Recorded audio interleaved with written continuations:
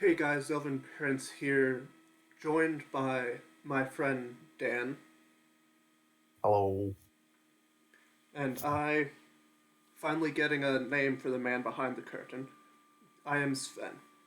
Today we'll be going through the Acolyte, Anthropologist, and Archaeologist backgrounds found in the PHB and Tomb of Annihilation, respectively. So, first up, Acolyte. Acolytes are generally these sort of people that have worked at a temple during the beginning of their lives and before they end up taking up the mantle of being an adventurer. They tend to get access to proficiencies that work with that, such as religion, in order to know about their god, and insight to check on just the general will of the people that they're preserving. They also get two languages, most likely based around the one for their holy text and one for just the people that they generally serve. And as for equipment, they get a holy symbol from the god that they've served, as well as a prayer book and prayer wheel, some incense in order to conduct prayers with, vestments, and a set of common clothes with 15 gold pieces to help them on their travels. Overall, a fairly decent way to start out. 15 gold is nothing to scoff at for starting gold. And now, Yeah, now we move on to their main feature, Shelter of the Faithful. Basically, as an acolyte, you command respect for those in your faith and can perform religious ceremonies for your deity in exchange for free healing and care at a temple, shrine, or other religious site where your faith has an extreme presence. you can also get shelter from other people that share that religion too. That they might even give you a little bit of shelter at their home, so and perhaps food as well, which is, while it's reserved only for you, it's still really useful if you're finding your way through one of the outskirts of the province.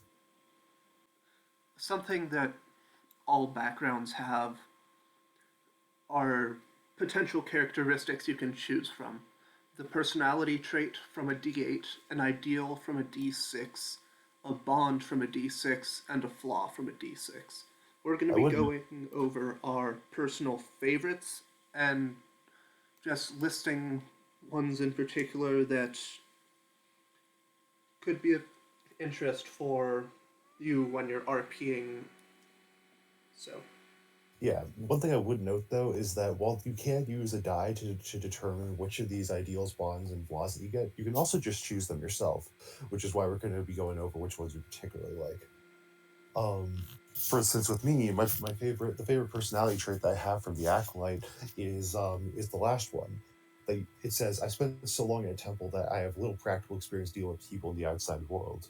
Kind of the idea that you've been stuck just sort of tending to the flame to the point that you have almost no social skills, which is something I personally just find hilarious. well, I will counter that by a quote from the great Sun Tzu. You're obviously wrong, get some help. My personal favorite is the fifth. I quote or misquote sacred texts and proverbs in almost every situation. This can definitely lead to fun RP moments, possibly for people within your faith or just your regular party, because believe it or not, Sun Tzu did not say that. Moving on to the ideals, though, the one that really stuck out to me was number three, change. You can always we must bring about the changes the gods are constantly working in the world, which is for a more chaotic alignment. Well, this is definitely a more chaotic thing overall. I think that it pushes the idea of someone who is going to go out and serve their god's will as they move forward, which really sort of pushes someone out towards being an adventurer and kind of helps you get the party moving, which is really important for any game. Interesting. I went with the first one, tradition. Ancient traditions of worship and sacrifice must be preserved and upheld. This could be something as simple as, you started this adventure as a pilgrimage, for tradition and sake, and then eventually, you end up spending the rest of your life with them, continuing to worship and sacrifice. And this tends to lead towards more lawful characters. It could also be an interesting way to start off a game if a DM wanted to have you start off in your god's temple, when it's attacked by orcs. You want to preserve that knowledge, and you will fight to the death in order to protect it. It's a good way to kind of bind the group together early on. That it is. Moving over to the bonds, though, for my favorite one, I ended up picking number 4, which is everything I do is for the common people. In the same vein as the last one I picked, this one definitely kind of pushes you towards a given character, someone who is going to rise up and be a beacon of light for the world around them. Definitely leads more towards good, but it will give you a good way to sort of get started as a folk hero esque kind of character, kind of acolyte, I guess. I went with number 6. I seek to preserve a sacred text that my enemies consider heretical and seek to destroy. I think that can be a good, pushing off. It does give you some enemies right off the bat, which your DM can work into backstory if you guys are doing that. And overall, why not misquote that sacred text at every chance you get? Slightly burnt pages can lead to some wondrous quotes. So you really favor the light domain. In either case, the last part of any of the suggested characteristics are the flaws, which are usually the funnest ones to RP. The one that I picked out was number 3. My piety sometimes leads me to blindly trust those who are best faith to my God, because there's just this idea I have towards a rogue who just says, "Oh yes, I believe in Palor, the god of light, just like you," and then immediately proceeds to swindle you for everything you're worth. Which it's probably not that fun from a player's perspective out of character, but it's absolutely hilarious to think about as an evil DM. I mean, after all, that gold will be used for the common people. He's the most common person in the city. Exactly. I personally went for number 2. I put too much trust in those who wield power within my temple's hierarchy. Common story that can lead to a eventual identity crisis wherever you are. What's not to love about a little self-searching? It could also be a means of which a class transfer happens. For instance, if someone's playing paladin and they eventually come to a point where they realize their entire church is corrupt and they want to switch, it could actually be a good way for them to transfer over to being a ranger or a fighter. It's a very similar skill set between all of the classes, and if they lose their faith, they can probably find it in something else, whether that's just by the sword or in nature itself. Something that we stand by in our table, as always, multiclassing has to have a reason, and that definitely gives one. Now, And now we're gonna see how backgrounds interact with different classes, which one might be more prominent, and for those that are a bit less prominent, what are some ways that we can make it work? And as a reminder, any background can work for any class. You Mhm. just gotta be creative enough and talk to your DM. Yeah, just off the top of my head, going back, like the things that immediately stick out to me are cleric and paladin. Those are the two that I would see that I feel would be most obvious, just because they are already holy fighters that are going out to preserve the good word. Definitely. And I would maybe add monk and quite possibly, if you're willing to bend things a little bit, bard. I Because definitely. Oh, go because ahead. with bard, going out singing the hymns or whatever to try and convert the people to your faith. And for monk, hey, sometimes you meditate on a rock long enough, you really do achieve nirvana. I never had thought about the bard idea, though. The last one that I would probably posit as being potentially good for it would be the warlock, because they have those skills in learning about religion that eventually got to meet them their patron who gave them their power. Uh, and that could be lead to some fun RP moments, realizing that wait, this god I've been serving my entire life suddenly decided to talk to me after I picked up a book, and he's actually not that great of a person. And now he owns my soul in exchange for 500 gold pieces? Oh, shit. It's 50 gold pieces, but yes. 15 if we're being generous. But overall, those each of those do that each of those gives some very good points in terms of ways that you can sort of start off your life being a member of the faith. But moving on over to the less likely ones, which kind of ones really stick out to you out of the other eight or so classes? Right off the top of my head, Artificer. Yeah, that one doesn't exactly seem like it fits particularly well. It's all about making stuff and using your hard intellect rather than summoning the power of a god. Mm-hmm. There's something that doesn't quite fit with the whole Deus Ex Machina that would come from that, quite literally being God in the machine. Though that is definitely something I do want to bring up later. The one that I was going to posit was going to be the rogue, just because someone who steals, lies, and cheats probably isn't great to be a part of a religious organization. Or at least not in the lower rabble. Exactly. For Um, Go ahead. for the more middling ones, I could see more of the intelligence based spellcasters being a bit more difficult to work with it because studying will to some degree provide less faith in the gods to a degree, but then again, it's your world. Talk to your DM for this.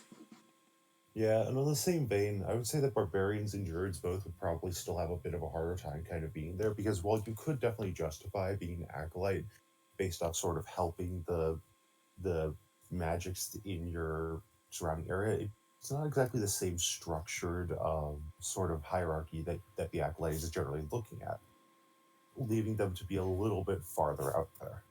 The Zealot Barbarian would like a few words with you. Uh, the power of Christ compels me. In either case, for even if some are hard to work with, I think the ones we should definitely pay attention to are the ones that are very much out there and not going to work, such as the artificer and the rogue. As for the people who do want to be acolytes using those, they're going to have a harder time with that. A way that I can think of Rogue maybe working is your. This could also probably work with Barbarian. You are the enforcer of the temple. Like, maybe the guard or, someone who keeps an eye out on the other heretical people, seeking to corrupt the public with their obscene faith. Yeah, I think that they could definitely work. In the case of Rogue, though, another great option could potentially be being essentially lying in your way to saying that you were an acolyte. You aren't truly one, but you basically con your way through in order to make sure you have enough food to sleep the night there. It definitely doesn't work exactly, but the idea of just lying your way until they eventually give you the benefits of shelter to the faithful does make me laugh a solid bit. I mean, and what was that one CIA study? If you repeated a lie like 20 times, you start to believe it. I've never heard of that, but that just makes me even more happy that that exists. And now for the really sticky one, how would you try and make an artificer work? Well, for any of the general intelligence-based casters, the wizard and the artificer, I would say that you would probably have to either rely on a god of magic, or you would have to rely on them having grown up in a temple, learned like the basics of their information from that, then broke off to study in their own field. That could very easily work. Because if, for instance, God in the Machine, it could potentially just be that you're summoning pieces of the god of magic in order to put them into your arcane constructs as an artificer.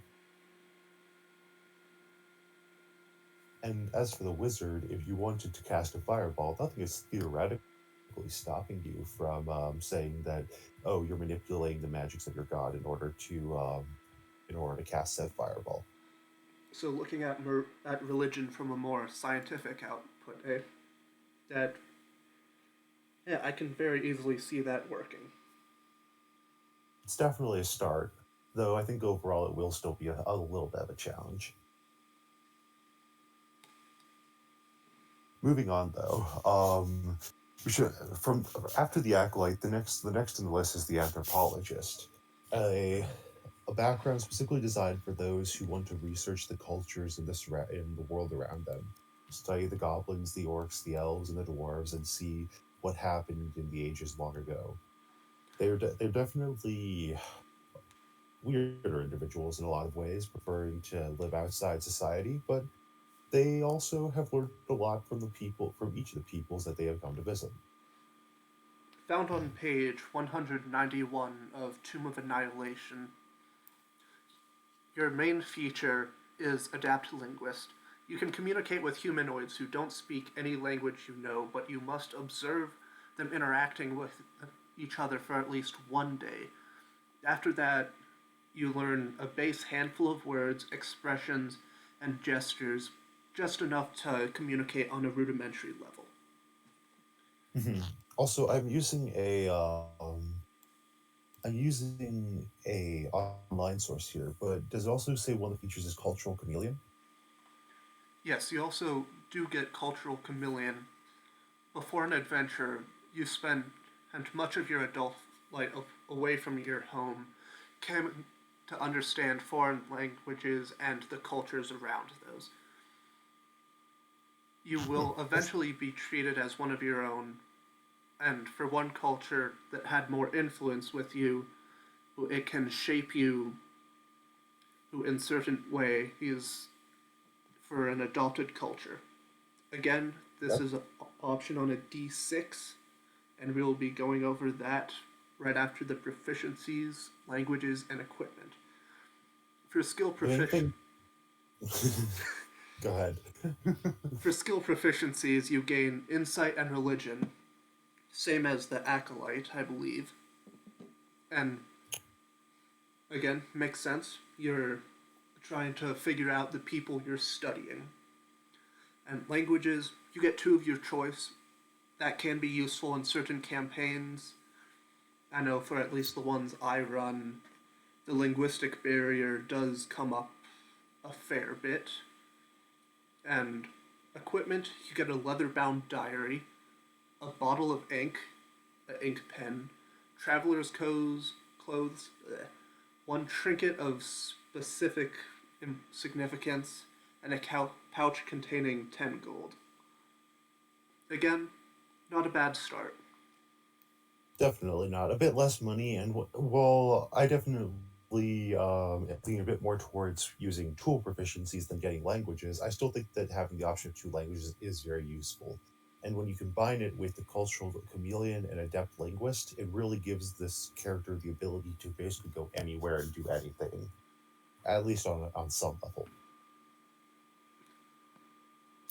For the adopted Moving culture, you have the choice between Aarakocra, dwarf, elf, goblin, halfling, human, lizard folk, and orc. Huh. It's an interesting selection. So I think it'll really depend on your DM in terms of how much use that is, though, because if the DM cares a lot more about just putting you in front of given quests, then you're probably not going to get a ton of utility out of the different cultures that they'll put you up to. For the adopted culture, I chose goblins. They're always interesting. From what I've seen, a party always ends up trying to adopt at least one if they're available in the campaign setting. Personally speaking, while I definitely do like goblins a lot, I'd probably choose Aarakocra just to see what your DM came up with and what that would end up looking like. Yeah, I'm not entirely sure. they are a bit Oh, sparse on lore, aren't they? And I'm not entirely, and the thing, they might not even exist in the world, so it'll at least be something that it'll at least be one way to get that information out of your DM. If it isn't, unless they do have something cool to give you. Yeah. And again, refer to your DM for more finite details. Mhm. Moving over to the personality traits, ideals, bonds, and flaws. The big thing that I tend to notice with the anthropologist was that they really push towards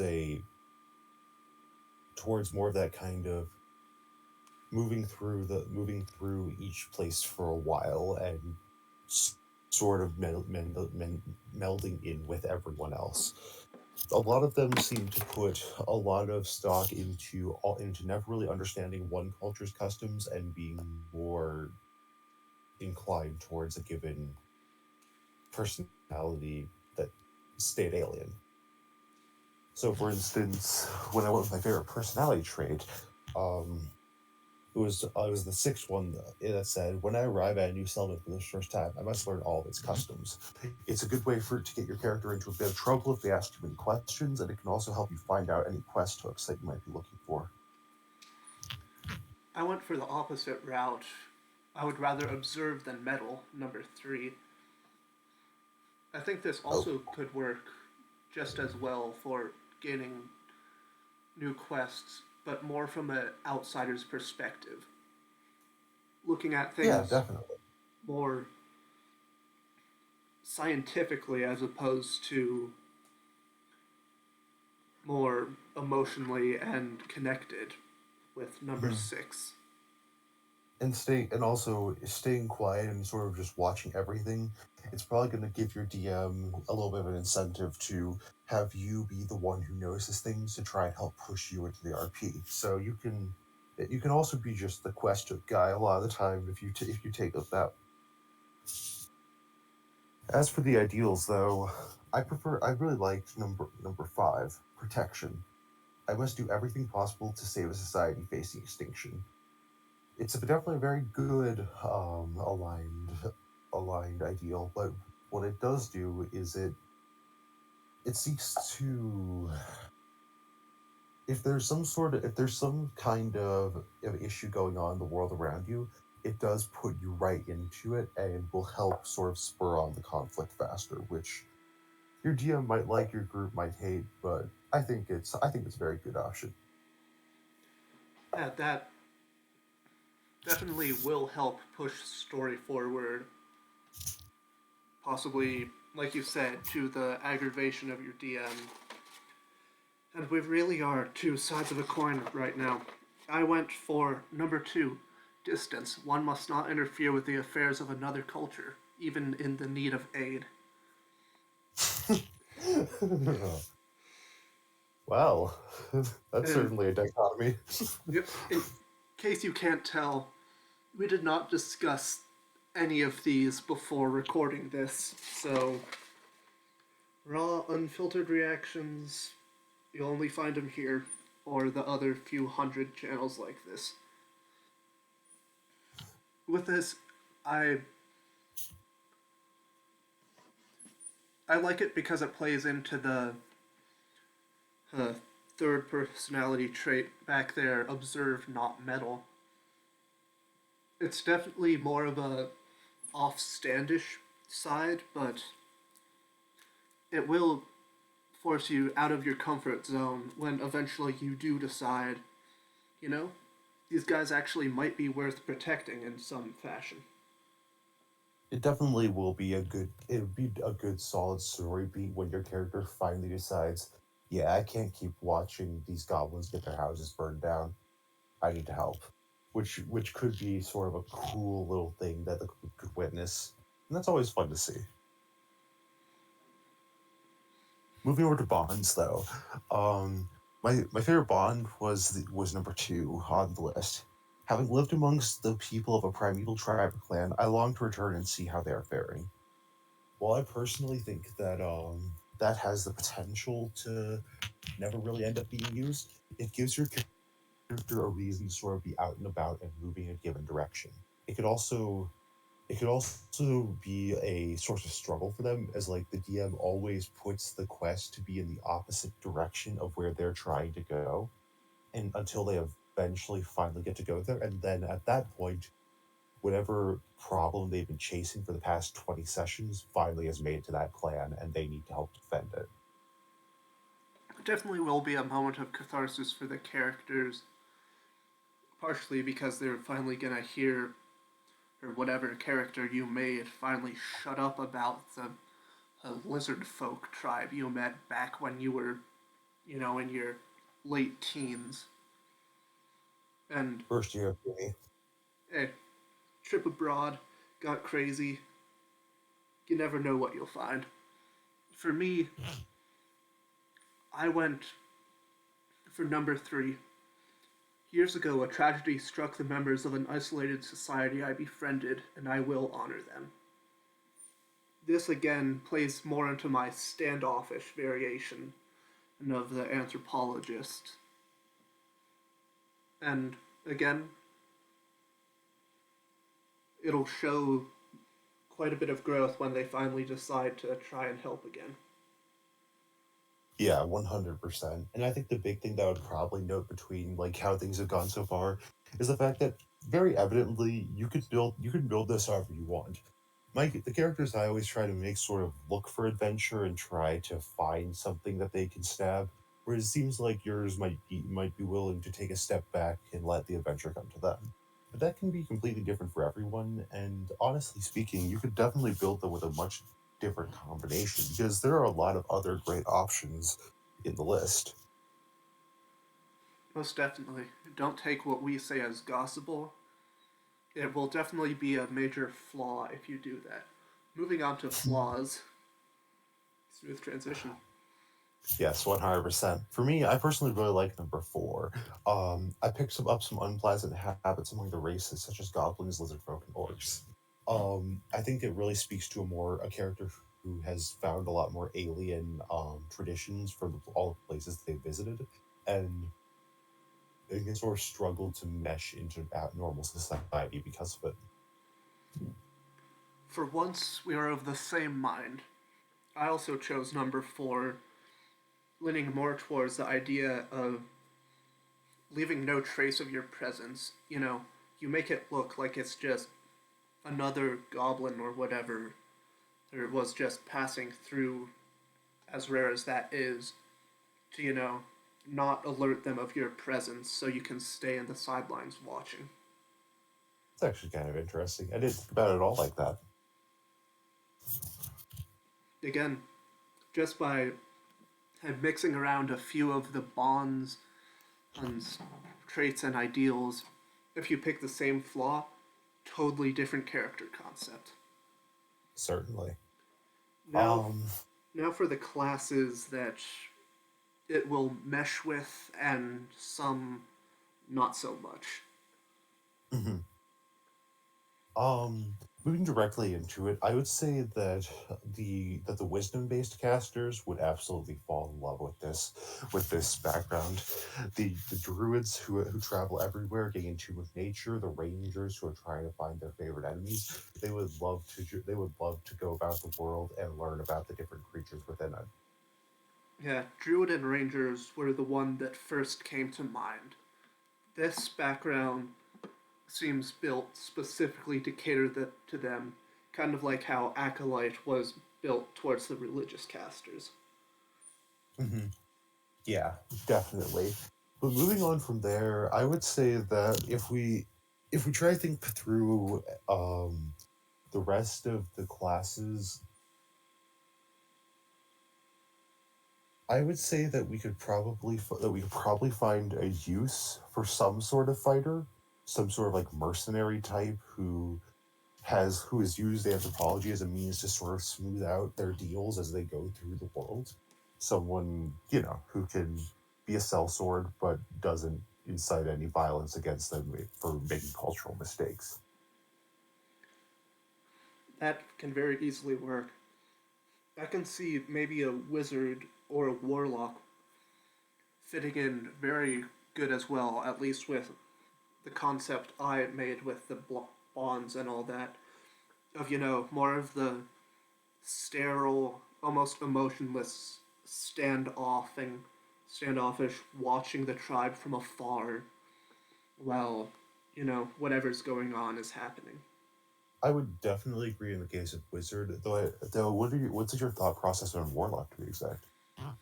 That would play into the tragedy striking the members of an isolated tribe just by means of, you know, your packed deity, you know, Cthulhu tentacles rising up, wipe out the village. That is actually very cool. Um, I think that, and it could also be interesting if if your patron feeds you information about the places you're going to, gives you more knowledge on the world that you're coming up on, and helps you mesh into everything going on. Most definitely. As for the classes, I think will struggle a bit more with this. Clerics and paladins feel like they're the opposite as they are for the acolyte here. They have a very like lawful nature overall, and so coming into contact with like other races might not exactly be as easy for them, especially if they have different religions and Mm-hmm. the game is a bit more fire and brimstone, like it is for some of mine. With that, you might be able to play it off as, you know, you learned how to become an anthropologist by a means of trying to evangelize the people. That's true. Like that's how a lot of Christianity spread actually. So it could be a very good way to sort of tie that in with some actual history and ignoring that, it's still a very good way to utilize the fact that your cleric is probably spending most of their time reading about the upcoming world around them. For one that I think will particularly struggle, in all honesty, again, the artificer. It's It's it doesn't really seem like it'd be aligned at all towards looking into other cultures. They're particularly interested in the machines. I can see them maybe doing it as like, sort of a Atlantis style thing, trying to figure out how these great machines before the war worked, but beyond that, Yeah, the only ones I could kind of understand would be if they were absolutely obsessed with Modrons, but that's not exactly like a study of a bunch of different cultures. That's only one. uh, I If could I see would, I could see Alchemist maybe working, you know, learning about the different herbs and the like from them. But yeah, pick up natural remedies from the world around you. That's actually really good for a more naturalistic campaign where you're out in the wilds a lot, speaking with a variety of tribes. most definitely, Um, Beyond that, though, I could honestly see every other class being solid enough on this front. The monks could be able to. The monks could at least be studying this as like a part of their understanding of like the life force within us all. Their the rogues could be sort of pulling almost like an Indiana Jones kind of act, mm-hmm. um, or at least they could be like a part of how they sort of case the surrounding area for more loot. I think that overall, there's a lot of other ways to bend this. Most definitely. And speaking of our dear old Indiana Jones, next is the Archaeologist. The archaeologist also came from the Tomb of Annihilation book, I believe, on page 91. Um, Page 192. Thank you for that. I misheard. Um, and they're all about going into ancient dungeons in order to find treasures that were lost long ago. They get access to the skills they get access to reflect this through history and survival, and and while they do get access to one tool and one language, the tools are limited to either cartographers' tools or navigators' tools to represent how they navigate the area or going across new terrains. See Xanathar's guide for specific uses for her how to use tools, which has caused some to be more useful than others. Much more useful. um, ignoring my pain and agony in that front, the equipment they get also reflects this, having gotten a wooden case that contains a map to a ruin or a dungeon, a bullseye lantern, a miner's pick, some traveler's clothes, a shovel, a two-person tent, a trinket recovered from a dig site, and 25 gold pieces, which is like the upper end for the amount that any background will give you. I think the only background that gives you more is Guild Artisan at 25, but you have to pay taxes with that one. On top, the other thing I really like about this equipment is the fact that they give you a map to a ruin or dungeon.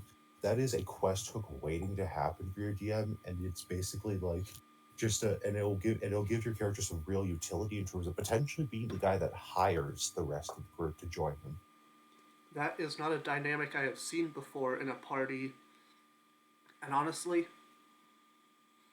I want to see that in action. Well, I might next time I run a game, make an archaeologist. We'll get that in order. Um, Beyond that, though, their core feature is historical knowledge. When you enter a ruin or dungeon, you can correctly ascertain the original purpose and determine its builders, whether they were dwarves, elves, humans, etc. And in addition, you can determine the monetary value of objects more than a century old. So you're really good at kind of looking over antiques.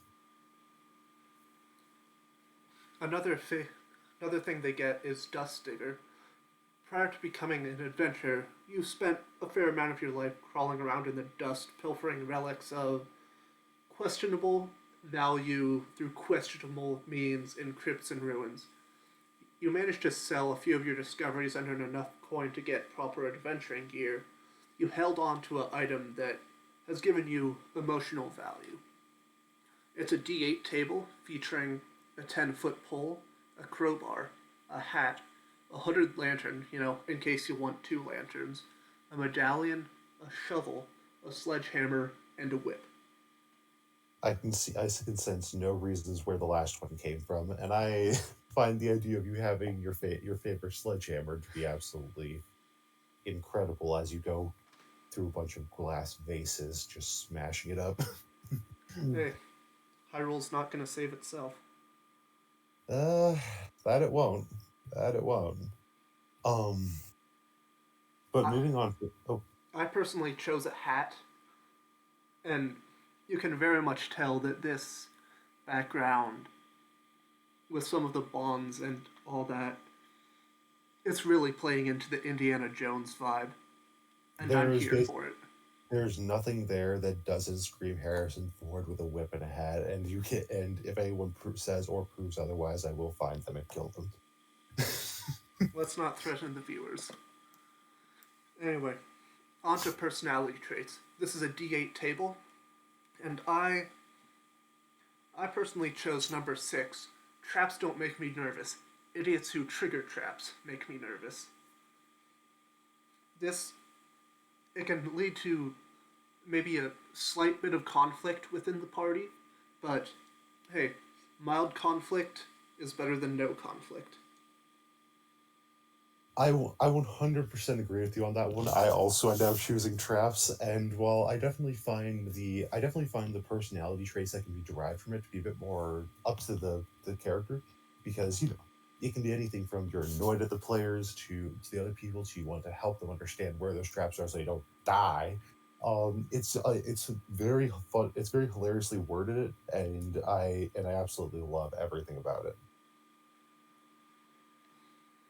From there, though, we slowly move down to ideals. And personally speaking, I absolutely love number 6, danger. With every great discovery comes grave danger. The two walk hand in hand. The, for me, personally speaking, danger was just an excellent way to basically make a character who steps out of the tavern, looks at the old ruins on the side of the hill, points his finger out and says, "I'm going straight for that bitch." And it is, I know, obviously, it's not going to be perfect, but it will always push the character towards finding gold, loot, and money, and that is very important. I personally went with number 4, dignity. The dead and their belongings deserve to be treated with respect. Granted, that respect might be put them on display in a museum for everyone to see, or it could be you know, let's leave it in the tomb, even though that vase is clearly worth more than in the wizard's tower. Whatever it is, it will lead to interesting interactions. Yeah, and I'm sure whatever more chaotic rogues in your party, I'm sure they won't like you as much as they used to. Well, they were going to learn eventually. On to the bonds. I went with number 3. I have a friendly rivalry. Only one of us can be the best, and I aim to prove it's me. Again, this is backstory baked into your backstory. This will give the DM someone to send after you, be it a rival party or, just someone going out on their own. And in the words of the doctor from uh, the first Indiana Jones movie, I cannot. There is nothing you cannot find that I cannot take from you. Paraphrasing, of course. Exactly. For me, though, I was very bent. I was very bent between number one and number five, but I eventually went with number five. I'm secretly in love with the wealthy patron who sponsors my archaeological exploits. This gives three very useful bits of information. One, it gives you a character who the DM can essentially use as a more shadowy figure. Two, it gives you someone who will toss out a useful plot hook from time to time, meaning that your character can essentially serve as one of the main like quest givers. And three, it also could potentially lead to conflict later on, where this patron who normally the characters wouldn't have like an inherent care about, it can position this character between the rest of the party, which, while we do have players who don't like that, is something that I personally enjoy the idea of. Most definitely. If you're going for a significantly more drama filled game, love interests are always the way to go. So I found the hard way. Moving over with movie. God, I hate your games sometimes, Ben, but they're also a lot of fun. Hey, In, in either case, with the flaws, my favorite flaw was definitely number one. I have a secret fear of some common wild animal, and in my work I see them everywhere. snakes. Why did it have to be snakes? Exactly. But beyond the idea that you can basically just make that Indiana Jones in D&D, it's also just it's a very funny concept to work with, such as your character has a crippling fear of broken compasses or something else along those lines, where the rest of the party has to keep in mind that, oh, this character will become a broken mess in a second if there's a given option, given enemy in the room. We should be very, very careful. And it gives your DM a lot of good fodder. And again, this will lead to amazing interactions, but be sure to do it in a respectful enough manner for the rest of the group as to not completely break down party cohesion. I personally went with number 5. When given the choice of going left or right, I always go left. Because, hey, one time I went right and I fell into a pit trap. That is definitely only because I went right and not because there was a trap on both sides. It's definitely a very interesting way of portraying the fact that your character is experienced in this business, and it's also just a sort of funny way to interpret why this character always does this. Because it's sometimes backgrounds and characteristics all aren't really completed. They're more so asking you to say the last sentence, and that's definitely one of them. Moving on to the different interactions with classes, Rogue. yeah, this screams rogue. And for once, I think we found something where the artificer isn't completely lost. I 100% agree with you there, because the artificer can be going down trying to find more artifacts from a bygone era that are powerful, dangerous, and can be sold for a lot of money. In the case that it's not something they need and they'd rather have the cash. most definitely. For Moving on. Go ahead. for one that I can see easily working as well, wizard, ranger, and bard. Hmm. The wizard, because they're your bookworm, the person who studies, and they'll find out what exactly is going on. For ranger, they're patrolling the wilds, doing what they do.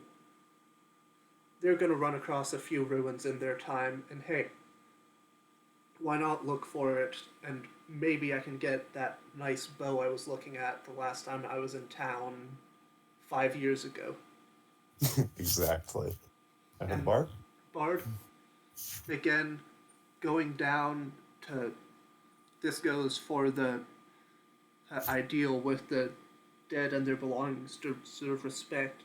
Going down, learning about a bygone culture, and then keeping them alive by spreading their tales throughout the lands of the ancient Atlanteans and, their jets that flew through the sky.